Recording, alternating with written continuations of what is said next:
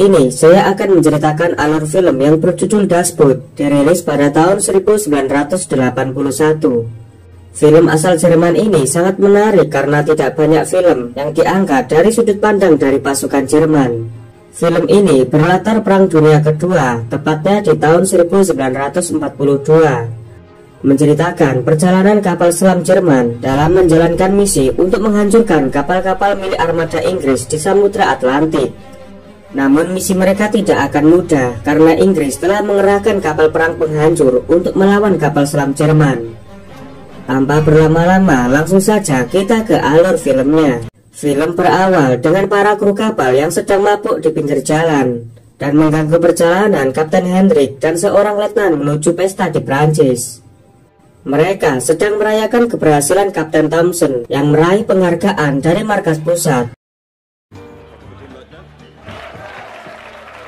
Sambil mabuk, Thompson menyampaikan pidato memuji kehebatan Hitler sebagai seorang pemimpin Jerman, sehingga membuat suasana pesta semakin meriah. Keesokan harinya, mereka mendapat misi menuju lautan Atlantik untuk menghancurkan kapal-kapal sekutu dengan menggunakan kapal selam U-96. Sebelum berangkat, sang kapten melihat kesiapan semua kru kapal dan mengenalkan seorang jurnalis Werner yang akan ikut dalam misi kali ini. Na, Männer.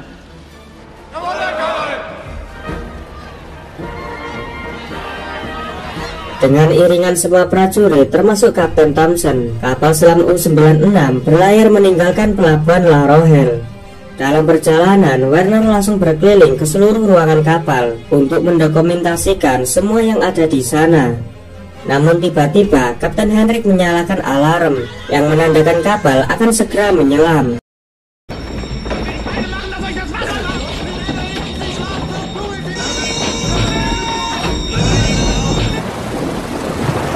Lalu Kapten Hendrik memerintahkan kapal untuk menyelam ke batas maksimal. Karena tekanan yang cukup besar, sampai-sampai terdengar suara mencekam dari kapal selam. Dan akhirnya sang kapten memerintahkan untuk menaikkan kapal ke permukaan. Ketika makan, Kapten Hendrik menyampaikan pendapatnya kalau dia sebenarnya meragukan Hitler yang akan membawa Jerman memenangkan peperangan. Sedangkan para perwira muda sangat kagum dan percaya dengan semua tujuan Hitler.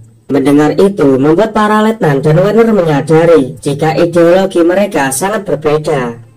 Sudah 3 minggu berlalu, mereka mengarungi lautan tanpa ada tanda-tanda keberadaan musuh. Hal itu membuat semua kru menjalani hari-hari yang membosankan. Sampai akhirnya para kru bersemangat lagi karena mereka mendapat lokasi konvoi kapal Inggris. Kapal U-96 segera melaju dengan kecepatan tinggi. Namun sayang, cuaca buruk menghalangi misi mereka. Dari kejauhan, tiba-tiba mereka melihat sebuah kapal penghancur Inggris yang menuju ke arah mereka. Kapal U-96 pun segera menyelam. Kapten Hendrik memerintahkan semua kru dalam posisi bersiap untuk menyerang. Ketika bersiap untuk meluncurkan torpedo, kapal Inggris hilang dari periskop karena kabut menghalangi pandangan. Tanpa disangka, kapal Inggris sudah ada di depan mereka. Kapten Hendrik memerintahkan kapal untuk menyelam lebih dalam. Namun sialnya mereka sudah terlambat karena kapal penghancur Inggris telah mengetahui keberadaan mereka. Kapal Inggris menyerang kapal U-96 dengan bom anti kapal selam.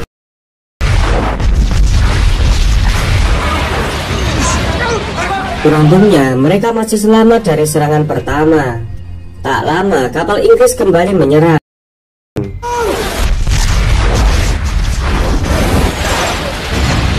Karena serangan itu membuat semua kru sangat khawatir dengan keselamatan mereka.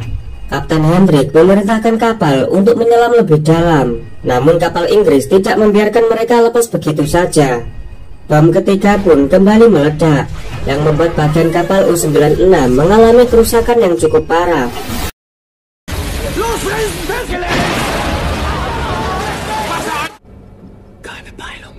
Sampai akhirnya kapal Inggris menghentikan serangan dan menjauh. Mungkin mereka mengira kapal U-96 sudah hancur dan tenggelam. Hari demi hari berlalu, tanpa terasa sudah sebulan U-96 berlayar mengarungi samudra. Psikologis kru kapal sudah mulai menurun karena persediaan makanan yang mulai berjamur dan terus diterjang badai tanpa henti.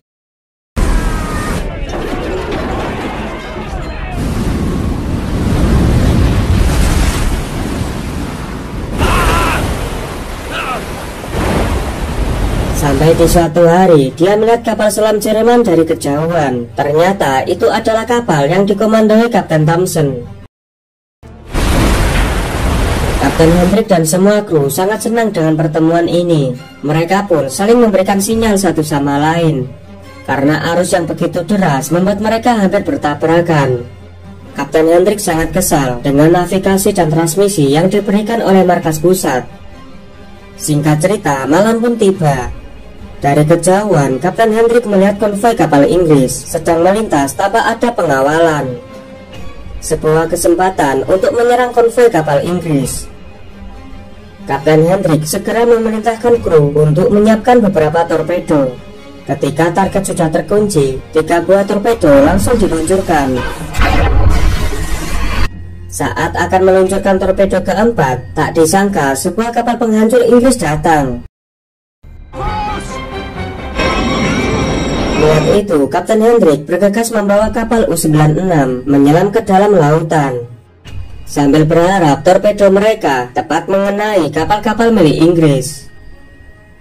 Tak lama, akhirnya terdengar suara ledakan. Torpedo pertama mengenai kapal musuh, disusul dengan 2 ledakan lagi yang mereka yakini tepat mengenai kapal musuh, yang membuat beberapa kapal Inggris hancur lalu tenggelam.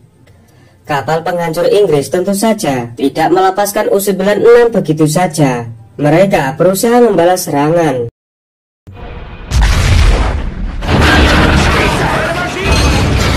Semua kru kapal terlihat sangat tegang. Kerusakan demi kerusakan terjadi di dalam kapal U-96. Beberapa mesin meledak dan terbakar, sehingga suasana pun semakin mencekam. Karena kebakaran itu mengakibatkan asap mengepul di dalam kapal yang membuat udara sangat sesak.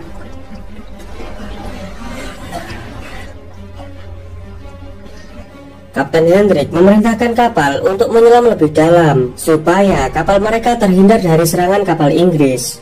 Perlu diketahui, semakin dalam maka tekanan akan sangat besar. Keputusan yang sangat berisiko ini tentu saja bisa membuat kapal selam tidak kuat menahan tekanan air.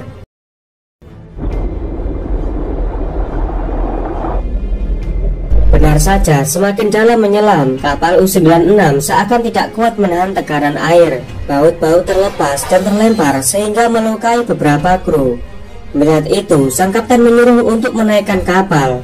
Setelah mereka menaikkan kapal, kapal musuh kembali menjatuhkan bom.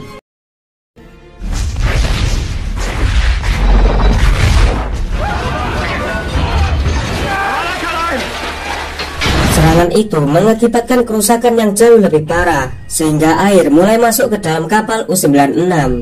Mendapat serangan itu, beruntungnya mereka masih bisa selamat. Karena mendapat tekanan yang berat, seorang kru kapal yang bernama Johan sangat depresi.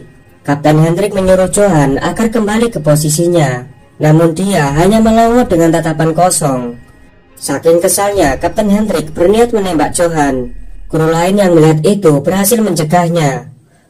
Beberapa saat kemudian, kapal U-96 kembali terguncang karena bom yang terus diluncurkan kapal penghancur Inggris, dan memaksa kapal U-96 terus menyelam hingga ke dalam 200 meter.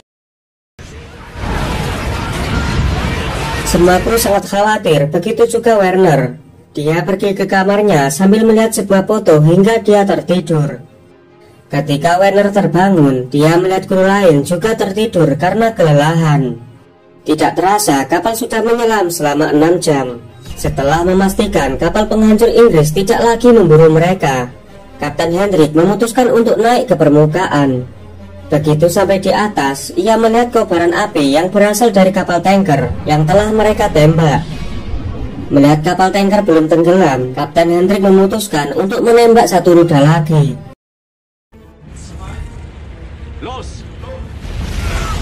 Tanpa mereka duga, di kapal itu masih ada orang yang tersisa. Semua kru yang menyaksikan cukup heran dengan Inggris. Mengapa dalam waktu 6 jam mereka tidak menyelamatkan semua orang yang tersisa di dalam kapal tanker? Melihat kapal U-96, orang-orang Inggris melompat ke dalam laut dan meminta pertolongan. Namun Kapten Hendrik memutuskan untuk meninggalkan mereka karena dia tidak diperbolehkan untuk membawa tahanan perang.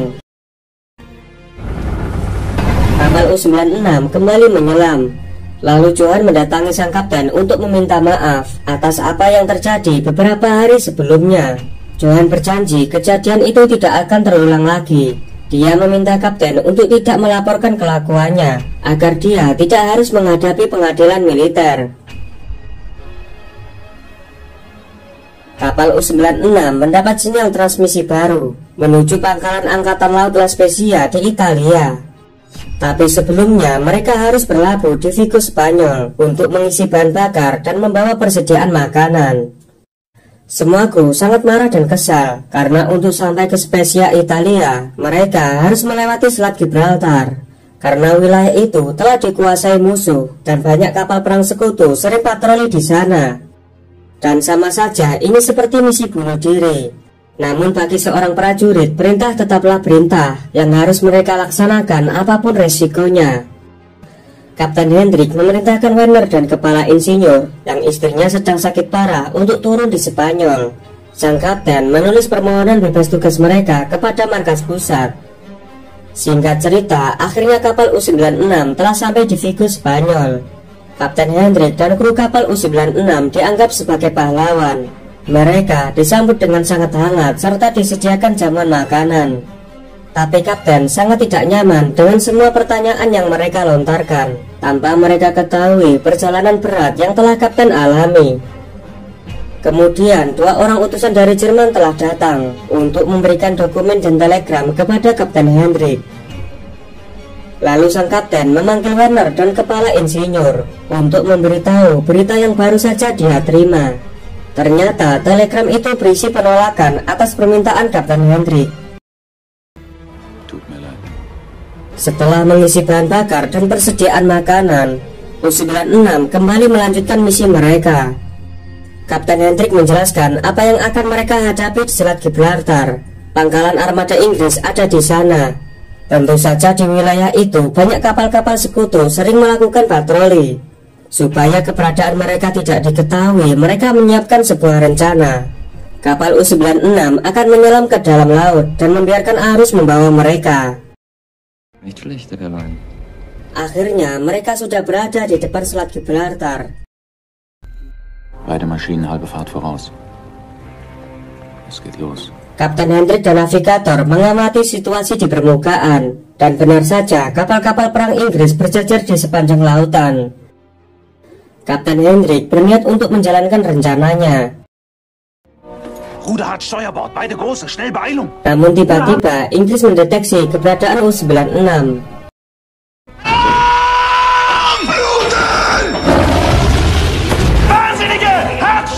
Serangan itu membuat semua kru kapal sangat panik. Sementara itu navigator terkena tembakan dan terluka sangat parah. Kapten Hendrik mempercepat laju kapal U-96 dengan kecepatan penuh di atas permukaan.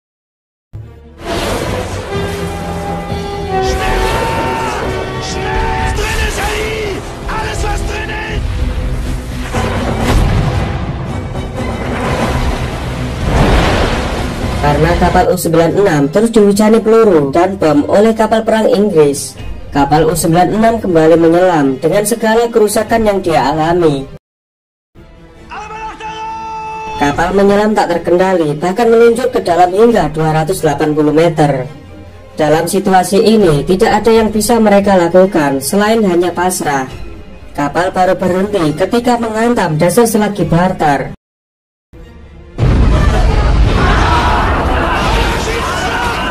Dalam keadaan seperti itu, beruntungnya kapal U-96 masih utuh dan tidak hancur. Meski sebagian kerusakan mulai terjadi, semua orang berusaha memperbaiki agar air tidak membanjiri seluruh kapal.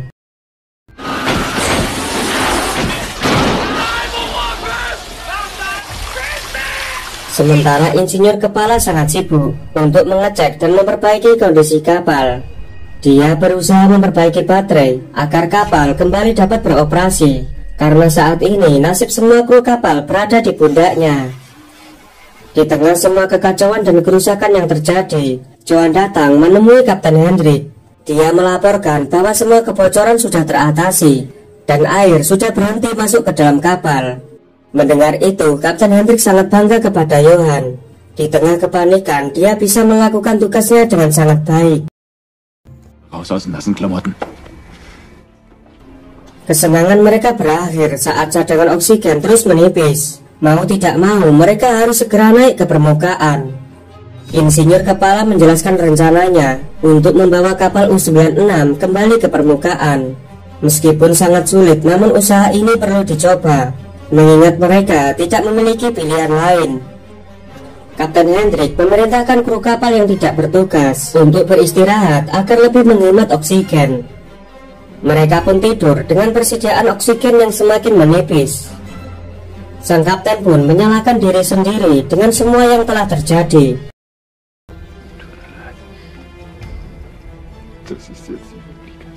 Harapan muncul kembali saat insinyur kepala berhasil melakukan perbaikan.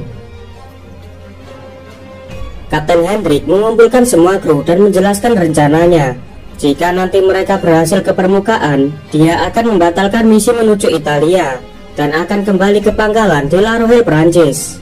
Sang kapten lebih mementingkan keselamatan semua krunya, karena jika misinya dilanjutkan, kapal U-96 kemungkinan terkena serangan dan tenggelam. Alles klar. Semua kru bersiap dengan memakai perlengkapan penyelamatan. Setelah menunggu sedikit demi sedikit, kapal U-96 bergerak naik. 240 Meter. Sampai akhirnya berhasil mencapai permukaan. Semua kru bersorak dan ke lubang menara untuk menghirup udara segar. Kapten Hendrik lalu memerintahkan insinyur kepala untuk menyalakan mesin kapal. Beruntungnya mesin bisa hidup kembali dan membawa kapal U-96 melaju. Saat ini kondisi lautan sudah aman, karena mungkin pihak Inggris mengira kapal U-96 sudah hancur dan tenggelam di dasar lautan.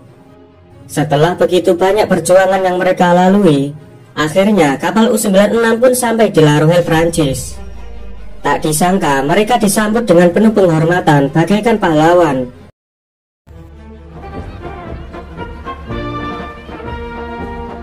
Semua kru sangat lega dan gembira setelah apa yang mereka alami. Namun kesenangan mereka nggak bertahan lama, karena tiba-tiba puluhan pesawat tempur sekutu menyerang pangkalan kapal La Rochelle dan menghancurkan semua yang ada di sana.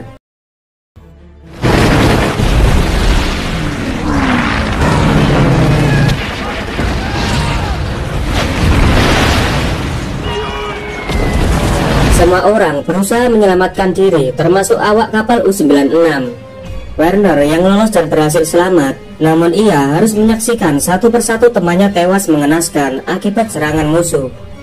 Begitupun Kapten Hendrik, dia terpaku menyaksikan kapal U-96 mulai tenggelam. Setelah semua pengorbanan dan perjalanan panjangnya hingga bisa sampai kembali ke daratan. Namun kini semua yang dia perjuangkan telah sirna. Werner berlari ke arah Kapten Hendrik, dan ternyata Kapten Hendrik pun terkena serangan hingga dia harus meregang nyawa. Dan film pun berakhir.